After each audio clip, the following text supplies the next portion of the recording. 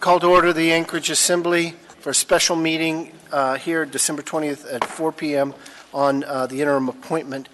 Madam Clerk, the roll call.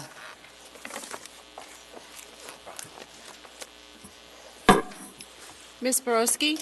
Here. Mr. Weddleton? Here. Mr. Dunbar? Here. Ms. Quinn Davidson? Here. Ms. LaFrance? Here. Mr. Croft? Here. Mr. Rivera? Present. Mr. Trainee? Here. Mr. Peterson? Present. Mr. Constant? Mr. Dyson? Here. Chair Croft, you have a quorum. Thank you, Madam Clerk. Ms. Borowski will lead us in the pledge.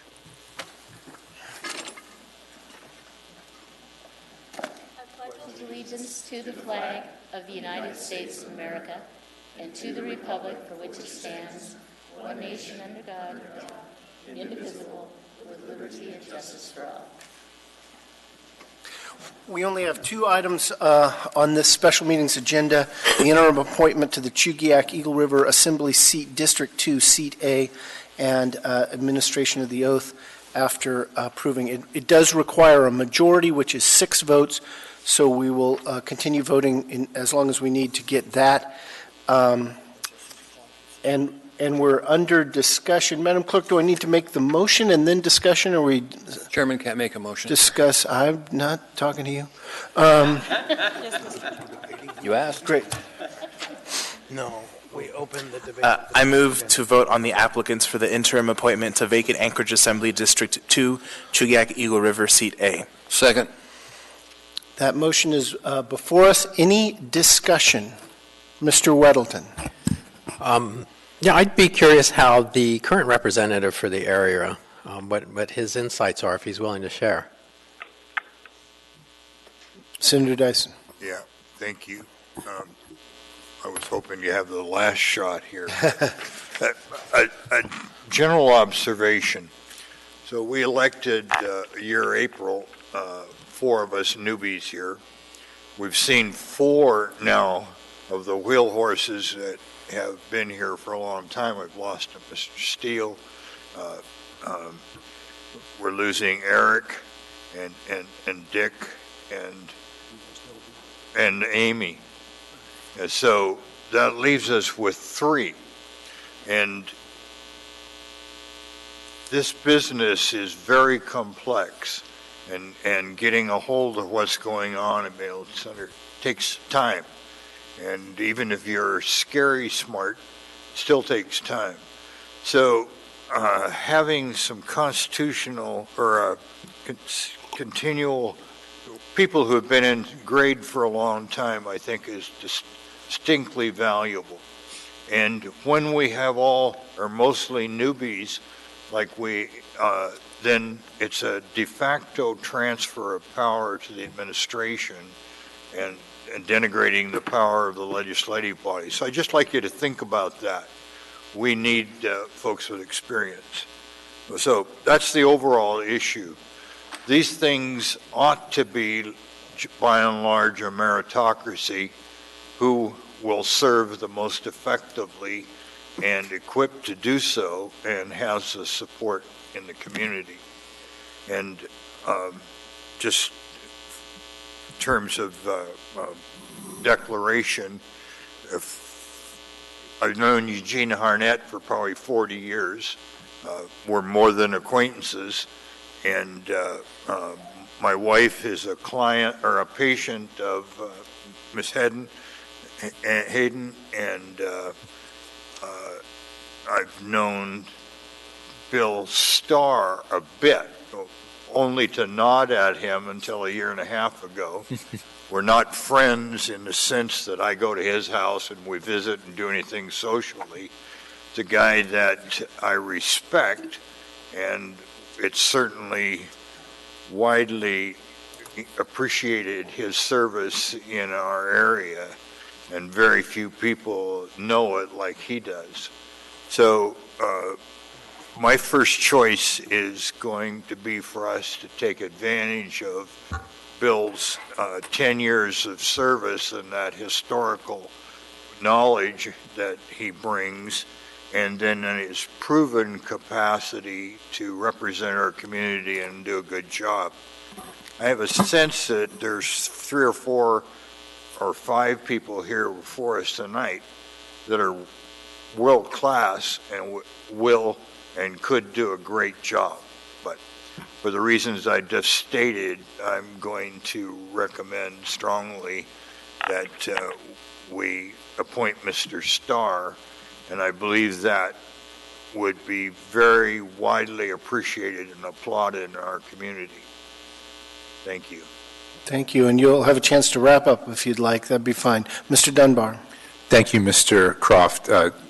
My comments will be significantly shorter. I just wanted to thank everyone who put their name forward. It's certainly not an easy thing, and those 2 hours were pretty intense, and I thought that there were a lot of tremendous answers and clear that a lot of people did their homework.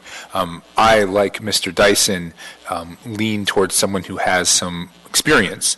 I don't mean necessarily experience on this body. There's only one person that had that, I believe, in this group, but and that's not a prerequisite for me. But I'm looking for someone who has experience in their community council, someone who has worked on boards and commissions or that kind of thing, and otherwise been sort of involved in the nuts and bolts of the city, because I do think that that kind of expertise is probably necessary just for these next 4 months. Doesn't mean you can't run, doesn't mean you can't win, and doesn't mean that you shouldn't. But for this interim appointment, that is something that I'm going to value pretty highly. But I'm not going to make a specific recommendation right now. Thank you, Mr. Croft. Mr. Peterson. Thank you, Mr. Chairman. And I also appreciate all of you putting your names forward and your past community service and also your future community service. I think that, and I'm very impressed with Eagle River, you have a very deep bench, and I think any one of you would do an excellent job representing your constituents. I am not going to name a specific person. That we do have a secret ballot process, don't we? And but I do think it is important that the person that is appointed is not running for the seat in April. So that was a criteria that I was looking at. Thank you, Mr. Chairman. Thank you. Mr. Trainee?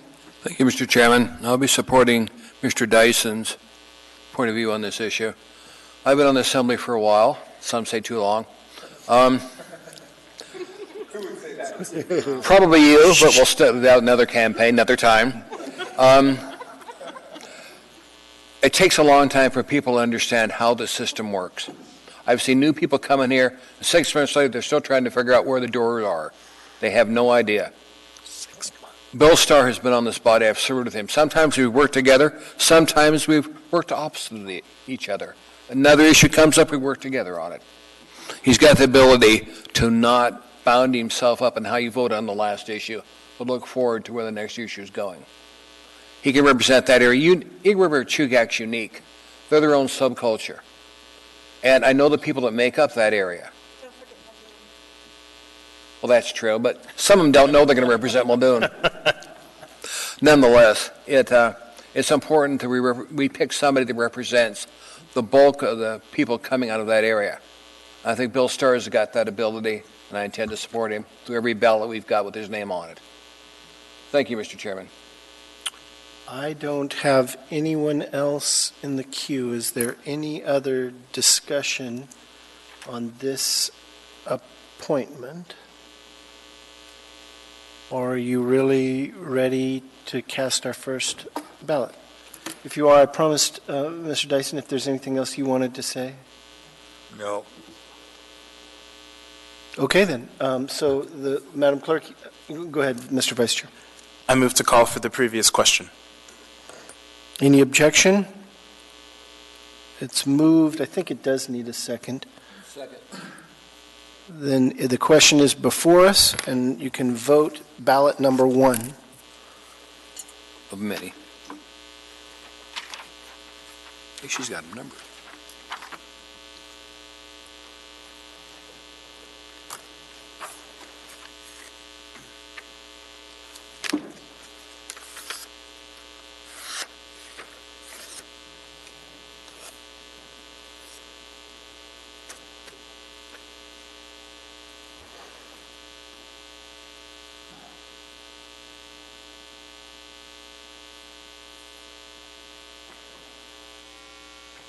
Mr. Chair, just for the record, I wasn't here when you did the roll. Yeah, and just for the record, you are now. That would be Mr. Constant. Mr. Constant.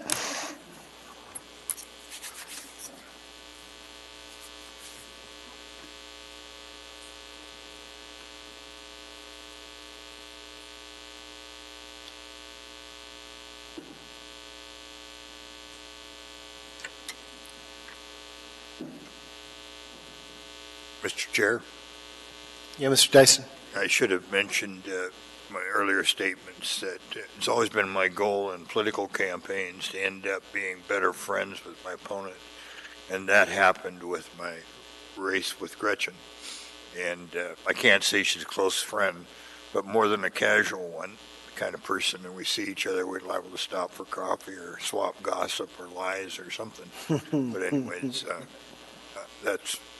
we have a, from my perspective, delightful relationship, which hasn't prejudiced my vote.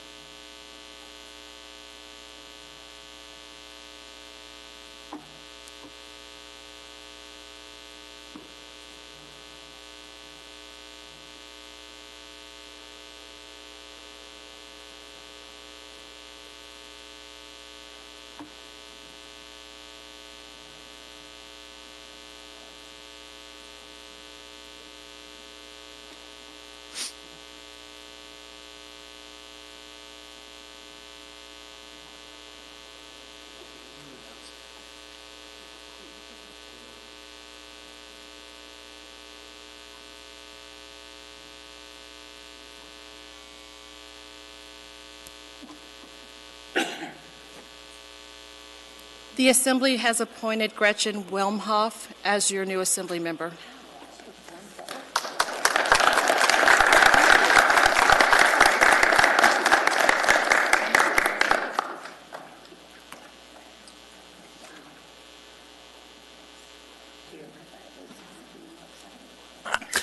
Were there any question ballots? I move to accept the results of ballot number 1.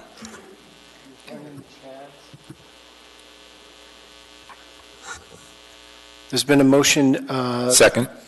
to approve, and now seconded, Madam Clerk?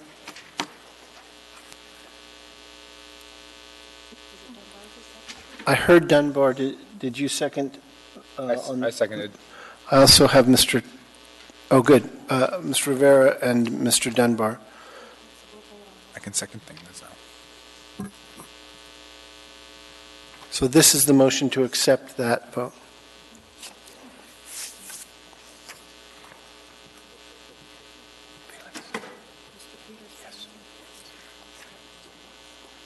Mr. Peterson, Mr. Dyson.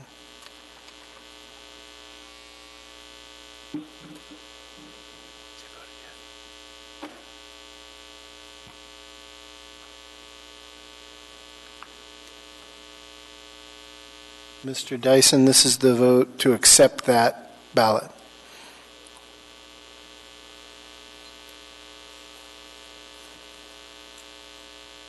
And so by a vote of 10-0, we have accepted that ballot and the appointment of Gretchen Wimhoff.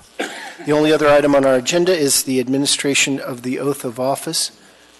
Madam Clerk is heading to do that. Ms. Wimhoff, you can come forward. Assembly Member Wimhoff. Member-elect. Elect, that's right. So I think maybe we'll do it on the other, well, wherever you guys.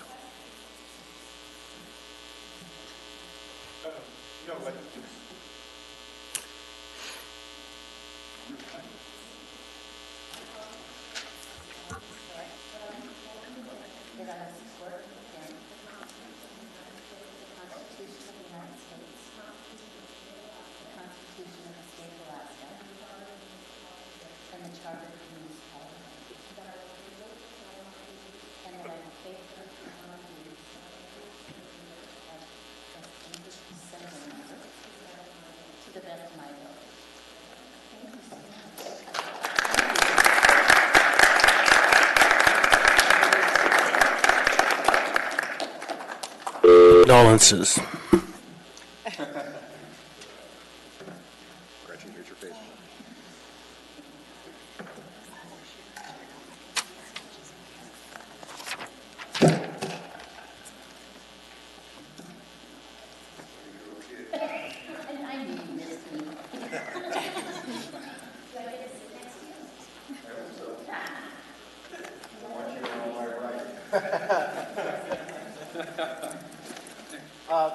That brings us on the agenda to audience participation. Is there any audience participation? Seeing none. I don't see anyone at the oh, there you are. You have 3 minutes, Mr. Haberman.